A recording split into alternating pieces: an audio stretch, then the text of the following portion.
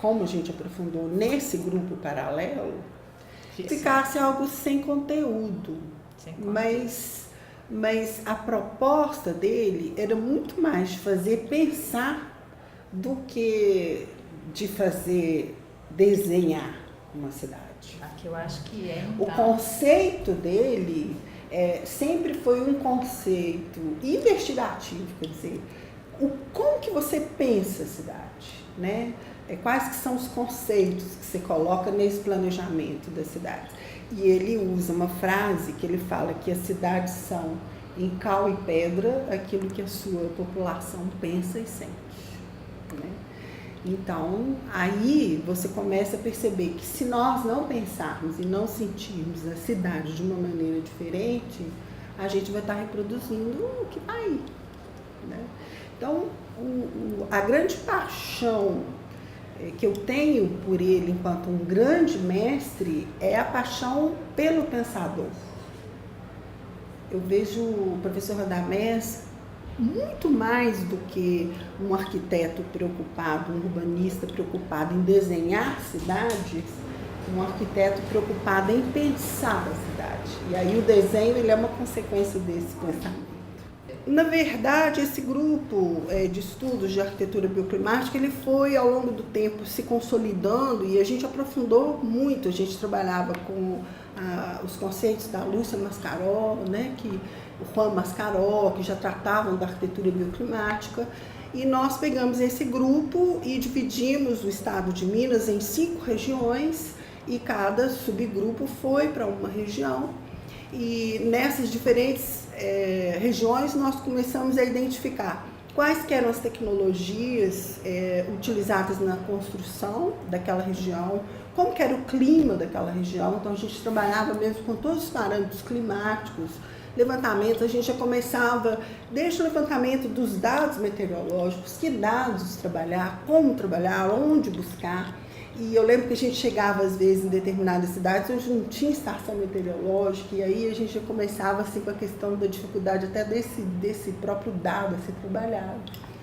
E era uma pesquisa investigativa com a população. Então a gente sentava com questionários, com construtores, com pessoas moradoras daquela cidade, identificando através de fotografia, de desenhos. E quando a gente se encontrou, cada grupo apresentou como se fosse um seminário o resultado daquele levantamento, que virou um mega relatório de mais de 1000 páginas. Normalmente, na minha época, os professores eram mais formais. E os alunos também, né? Claro. E os professores normalmente vinham, na maioria, com terno, né? Embora o Radamés, eu lembro dele de terno, mas com camisa esportiva. E era uma pessoa que se colocava, né, bem na aula, e a gente ficava assim um pouco sem saber para onde que ia aquela matéria, né? Aquela matéria ficava, como o Zé Arthur vai falar, né, na cabeça da gente, mas meio confusa. Mas no final a gente acabava costurando tudo. E era interessante na época que eu lembro que ele estava fazendo um plano daquela cidade, Cruzília. E volta e meia ele colocava para a gente os problemas que ele estava tendo no local, inclusive planejamento urbano e tal. E eu ficava assim, nossa, mas deve ser uma coisa assim dificílima, como que você vai lidar com tantas coisas, né, os parâmetros mais variados, né? E ele conseguia, né, de uma forma interessante, né, que a gente, depois que você passa pelo processo, que você vai entender como que ele colocou, né, bem as coisas, e ele conseguia colocar bem, como é que eles encaravam os problemas, como é que ele ia resolvendo. Ele não, né, como uma disciplina relativa a urbanismo, né, colocava os problemas. Eles a ela, isso, conforme o projeto, né, que a gente estava trabalhando, para saber a legislação e tal. Mas era interessante que, muitas vezes, em outras disciplinas, né, eu me lembro que a gente estava estudando a história do urbanismo e tal, aí via aquelas cidades ideais, como Ebenezer Howard. E aí esses nomes, assim, a primeira vez que a gente tinha contato com esses nomes, né, aquelas teorias das cidades, da Renascença, etc. Tal. Mas a gente não entendia se esse hoje que a gente chama de link, né? Como que passa dali para cá, para hoje, né? E aí o Radamés, de uma forma ou de outra, trazia a gente para a realidade. Aí depois a gente começava a pensar, com tanta teoria, que desde, sei lá quando, né? Século até 17, né? E hoje a gente tem esse caos. O que será que aconteceu, né? Se os arquitetos e os urbanistas não conseguem resolver com tanta teoria assim, né? E o Radamés levava a gente para pensar que isso não era um problema simplesmente acadêmico, não era um problema simplesmente técnico, planejamento e tal.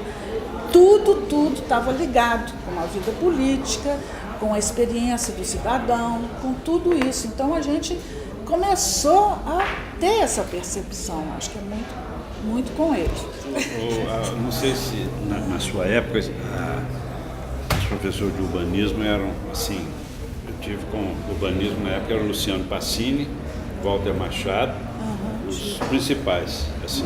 Depois o Radamés entrou na equipe e depois o Ardi. O Ardi, eu tive no último ano, teve uma disciplina, planejamento, não sei como é que foi, que tipo, não lembro mais, em que foi o Ardi. Tive a perspectiva. Eu tive perspectiva também, porque ele deu uns temas assim de criar umas unidades de vizinhança, uns bairros, entendeu? Tipo condomínio. A gente fez, eu lembro que eu fiz até uma maquete, muitos trabalhos e tal. Mas o Luciano Passini, Walter Machado, não sei se com você era assim, eles sentavam na mesa e liam, ficava lendo. Tinha muito isso também.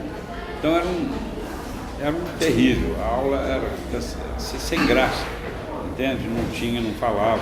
Já o Radamés não, ele era... movimentava, citava exemplos, ele desenhava, ele era ativo, com isso ele motivava muito, sabe? A gente... E pulava de um assunto para outro. Então, isso pula mesmo. até hoje. E ele amarrava bem as coisas, assim, o problema político que intervia nos planejamentos, a importância do arquiteto participar nos planejamentos, nas decisões políticas. Ele mostrava muito isso, sabe? E ele era meu professor de descritiva. Como professor de descritiva, era uma coisa impressionante, porque a gente trabalhava planos o tempo inteiro, époras, né? Então você punha um ponto, rebatia, fazia sombra, toda aquela dinâmica, né, do tridimensional, para poder despertar no aluno o olhar, né, do tri, que o espaço pede isso o tempo inteiro. E ele dava aula de uma maneira muito interessante, porque ele começava a desenhar uma reta, saía do quadro, ia pela parede, volteava, então ele circulava, assim, a própria possibilidade do espaço, ela era real naquele momento, né? Então ele foi na minha história, relacionada com ele no meu processo, né, dentro da escola, que ele foi meu professor de planejamento urbano, né? Primeiro foi metodologia do urbanismo e depois planejamento urbano.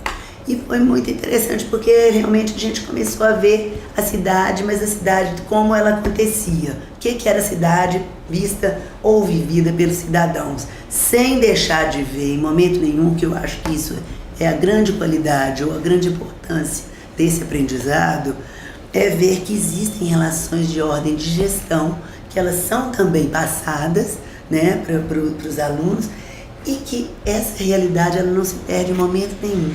Isso que é bacana. E uma coisa que ele ensinava muito pra gente é o seguinte: a cidade tem um tempo diferente. A cidade tem tempo diferente. Então, assim, às vezes a gente pensa numa relação, né, como imediata. Isso na cidade não demora muito mais, porque existem fatores externos, existem fatores de ordem política, existem fatores de ordem geológica, todos os fatores eles entram nisso aí. Mas o tempo acontece e acontece sempre para crescer. Então, assim, avança, demora, mas chega, sabe? Então a gente tem que saber esperar as relações da cidade. E o que eu aprendi com o Radamés é que a cidade não tem fim.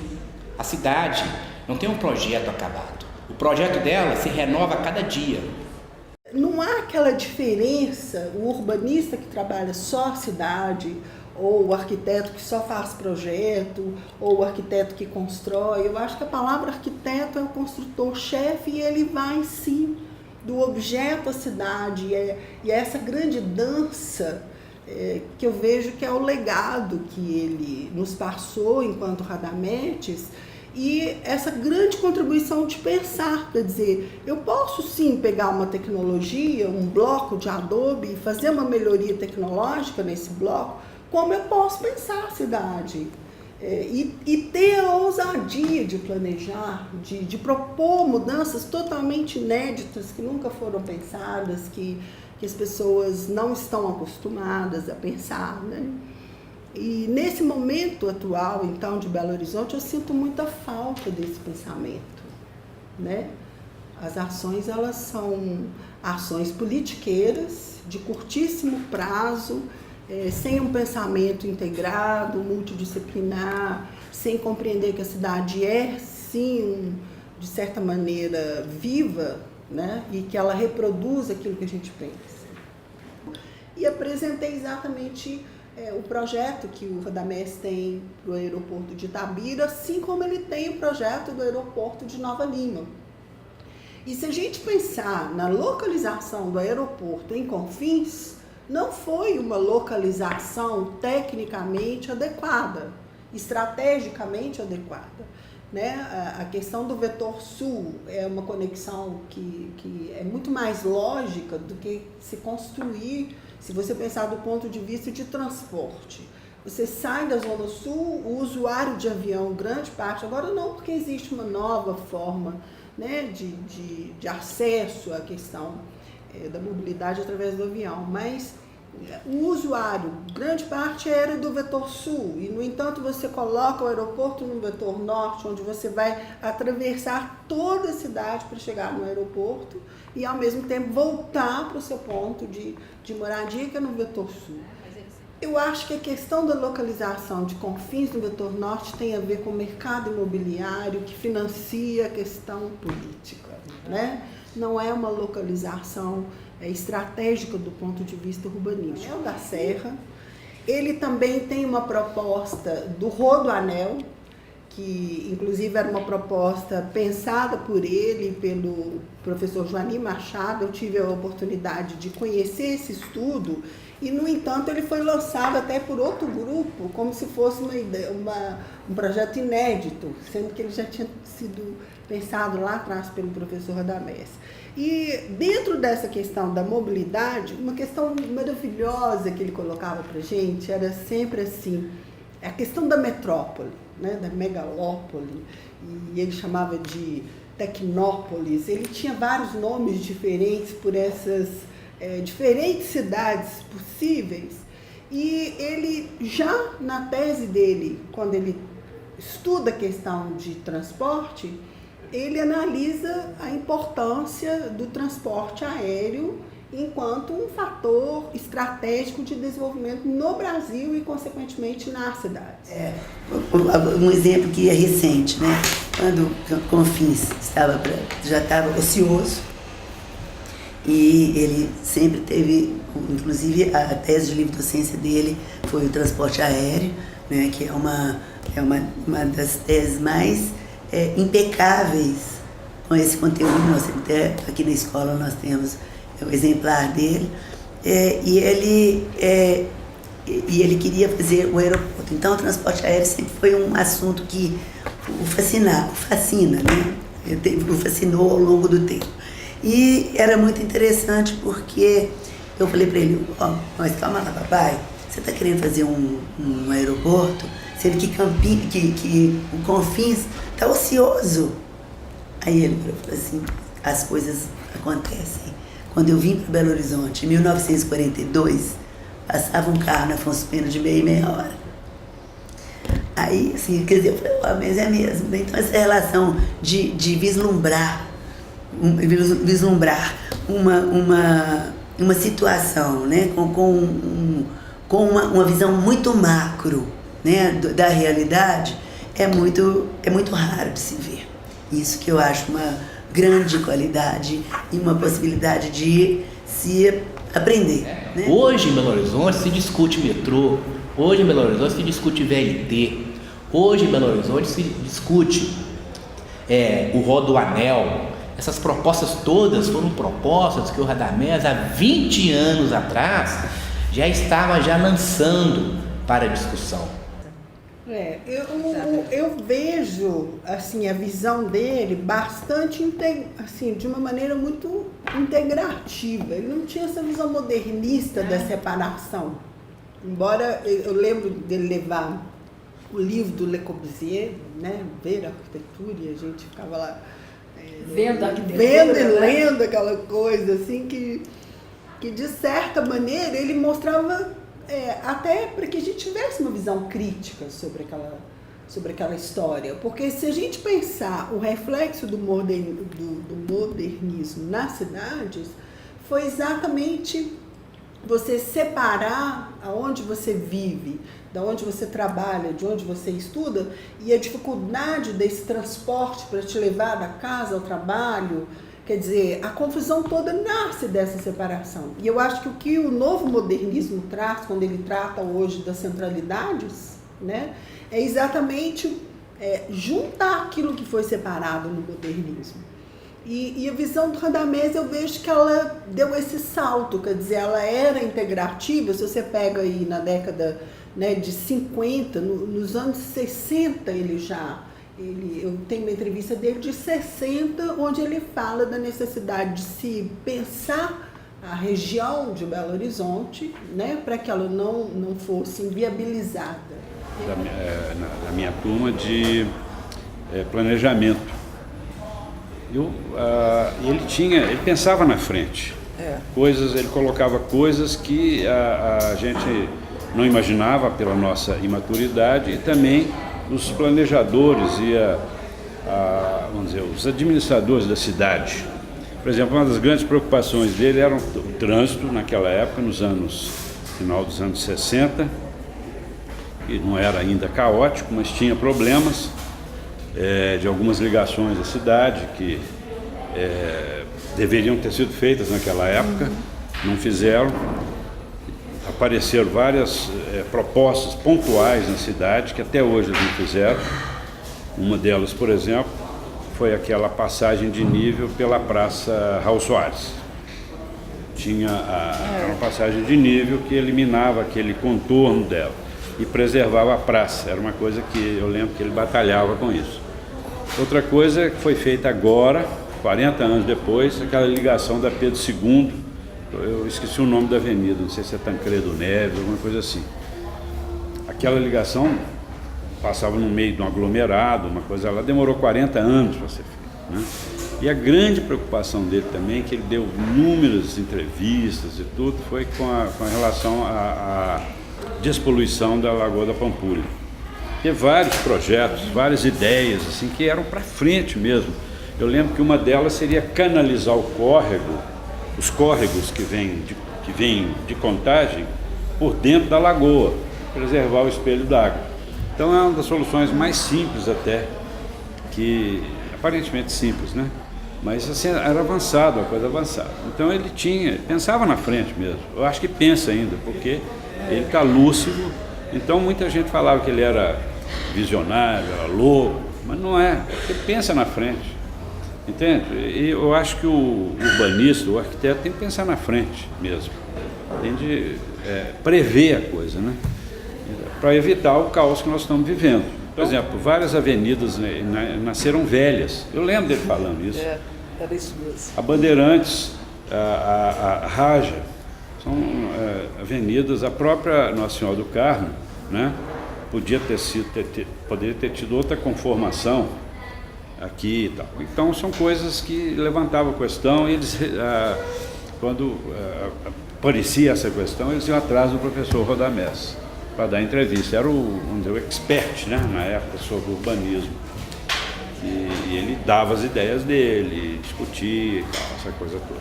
Para te falar sobre esse negócio de transporte, eu tenho mais preocupação, e todas as minhas preocupações de planejamento urbano sempre foram maiores no sentido do urbano até o regional, macro mesmo urbanismo. Essa questão do micro-urbanismo, embora eu tenha me envolvido com ela grande parte da minha vida por causa da FUMA, não é a da minha preferência, porque ela é uma parte mais artística, compreendeu? E não é a minha, é como se fosse um goleiro querer ser jogador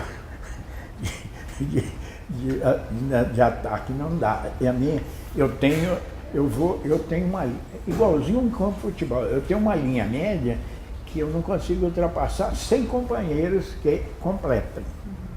Então você já vai ver que todas as minhas coisas sempre tem um companheiro e bom companheiro, tá entendendo? E com trabalhos muito positivos, muito bom, muito significativo, em que não houve a menor interferência naquilo que eles acrescentaram. Não disse, eu quero isso desse jeito, daquele, não. Eu somente levava o problema até aqui. Mas quando as pessoas me perguntam, mas quem que está dando essa matéria para você? Ah, é o professor Radamés. Mas ele é louco. Todo mundo falava isso pra gente. Mas eu lembro esse negócio que o Zé Arthur está falando sobre a parte relativa às críticas que ele fazia das soluções urbanas em Belo Horizonte. E ele ia para o jornal e não tinha vergonha de apontar. Eu não me lembro dele falar de ninguém, mas ele apontava os erros. E chamava atenção para algumas coisas que a gente passava assim, gente, mas eu passava às vezes naquele cruzamento de contorno com agora, que é a Avenida Nossa Senhora do Carmo, ali era vazio, né? Não tinha nada. E ele chamava atenção, olha, aquilo ali vai ser uma barafunda, já tem que pensar numa solução. Aí eu passava assim, gente, mas o professor Radamés está imaginando coisas. Como? Esse lugar tão calmo, ele não pode ser um lugar que vai gerar confusão. Dito e feito, é impressionante as coisas que ele previu que iriam acontecer. Eu gosto de dizer que o Radamés, ele é o Le Corbusier de Minas Gerais, ou seja, um profissional polêmico, né? Ele costuma até dizer isso, né? Tem uma turma que gosta de mim e outra turma que me detesta, né? Não tem meio termo. Depois que passa, né? Você fica, nossa, que pena, eu podia ter aproveitado mais daquelas. Mas você não enxergava, o que ele já enxergava, a gente não enxergava, né? Então depois que passa, que você fica pensando, nossa, podia ter aproveitado mais, né? O professor, com aquelas ideias, né? Muitas vezes ele lançava desafios mesmo, né, para as pessoas. E os jornais adoravam, né? Porque isso era assunto, né? Rendia muita reportagem. E sempre foi uma pessoa que suscitava debates assim, técnicos, acalorados, né? E colocava soluções que muitas vezes contradiziam os parâmetros normais da academia, né? Mas era por ele já ter essa vivência e a personalidade dele também, acho que ajudava muito a isso. Ele tinha essa possibilidade, essa visão ampla e conseguia, né, juntar todos esses caminhos, né, e fazer o traçado, né, o rumo dele. Mas a gente não entendia esse rumo dele, né? Então a gente achava, nossa, está meio perdido e tal. Mas era depois que passa que você vê. Para chegar, tá certo? Mas eles foram uma geração que se empenhou e se empenhou em condições políticas muito difíceis, condições acadêmicas muito difíceis, condições institucionais muito difíceis, até porque a origem da discussão urbanística com o Lebré e o Sagmax na prefeitura é uma origem de esquerda. E eles funcionaram aqui no período da ditadura. Então, o urbanista era, por definição, suspeito. Então, a dificuldade de discutir urbanismo que não fosse naquele nível burocrático, porque eu me lembro de chegar aqui na década de 70 e ver um ambiente difícil e não poder saber o que é que tinha acontecido. A gente vai saber agora que começou a discussão do que foi aquele período, tipo assim, não é agora, mas tipo assim, o que gerou a Comissão da Verdade essas discussões vindo à tona e a gente ouvindo casos particulares de professores da época, gente que até às vezes era a favor de um golpe de Estado aqui, não foi contra a ditadura pessoalmente, que deu proteção para gente que tinha que fugir, sabe assim, se expôs, botou o que era considerado subversivo dentro de casa para dar apoio para a pessoa conseguir fugir, para não ser presa. Quer dizer, a esquerda, o urbanismo entrou aqui pela discussão da esquerda nas vésperas do golpe. Série de organização do curso, mas teve assim, né, a escola, de certa forma, até a reforma universitária, principalmente com essa primeira geração, Danilo Ambrósio, a Ismaília, o Radamés e depois o Johnny e o Celso Pinheiro, e claro, ainda teve o Henrique, o Oswaldo, e teve outros também, o Sidney. Essa geração, ela fez uma transição muito difícil, que foi aquela transição de conseguir formar, batalhar por um espaço de urbanismo nessa escola que a escola recusou como um todo. E a expressão do Celso Pinheiro é bem clara. O Celso Pinheiro falou isso comigo: Beatriz, as pessoas achavam que o urbanista era aquela pessoa que fazia loteamento. Então isso era uma visão geral dos grupos que agora, quando 2010, é que está mudando, em termos de pelo menos as pessoas reconhecerem a questão, né? Então eles resistiram esse tempo todo. Foi uma geração da resistência e uma geração que tentou fazer a ligação com a prática profissional. Eles não tinham uma discussão muito teórica, a discussão teórica conceitual era aquela que precisava para informar a prática. Às vezes a gente pode estar caindo, às vezes agora até no reverso da medalha, de ter às vezes uma discussão que não informa a prática, ou que chega muito tarde nisso, ou que demora bem concretamente na cidade. Essa discussão, ela tem um momento histórico que ela foi feita porque era só essa que podia ser feita mesmo, não podia fazer mais que isso. Porque se passasse por uma discussão um pouco mais aberta do ponto de vista social, isso não tinha condição de ser desenvolvido aqui dentro. Essa escola foi especificamente ela sofreu muito a invasão lá em 64 aqui, a prisão do Silvio Vasconcelos, criou um ambiente de delação interna aqui, que teve no departamento de urbanismo uma das figuras centrais desse problema. Então tinha uma política interna do departamento que era terrível do ponto de vista das relações pessoais e até das relações políticas ali dentro, terrível porque tinha de extrema direita e extrema esquerda ali dentro, e inclusive delação e tudo quanto há, e de gente até que dava apoio, que às vezes, embora fosse a favor, achava que nem por isso você pode sair por aí prendendo as pessoas por causa do que está acontecendo, tá certo? Então foi assim, foi um departamento da resistência, e essa é a geração da resistência. Esses professores são a geração da resistência.